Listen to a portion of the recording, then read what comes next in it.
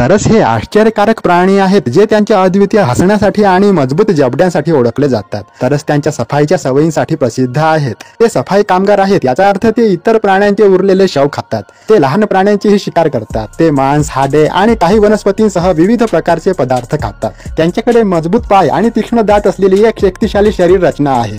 तरस कुत्र्यांपेक्षा मांजरींशी अधिक जवळून संबंधित आहेत। ते आफ्रिका आणि आशियाच्या काही भागात राहतात। केनिया, टांझानिया आणि दक्षिण आफ्रिका यांसारख्या आफ्रिकेतील अनेक देशांमध्ये तरस आढळतात। तरसाचे 4 प्रजाती आहेत: ठिपकेदार तरस, तपकिरी तरस, पट्टेदार तरस आणि आर्डवाल्फ।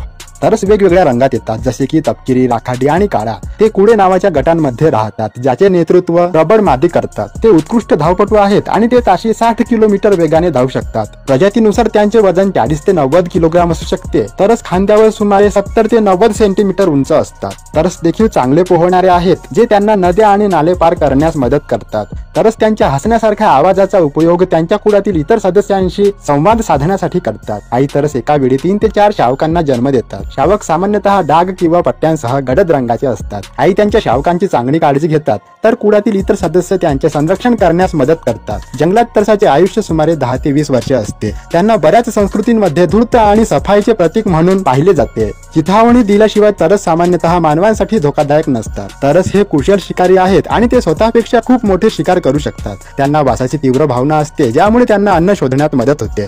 शव साफ करून आणि इतर प्राण्यांची लोकसंख्या नियंत्रित करून तरस परिसंस्थेत महत्त्वाची भूमिका बजावतात। असा हा तरस प्राणी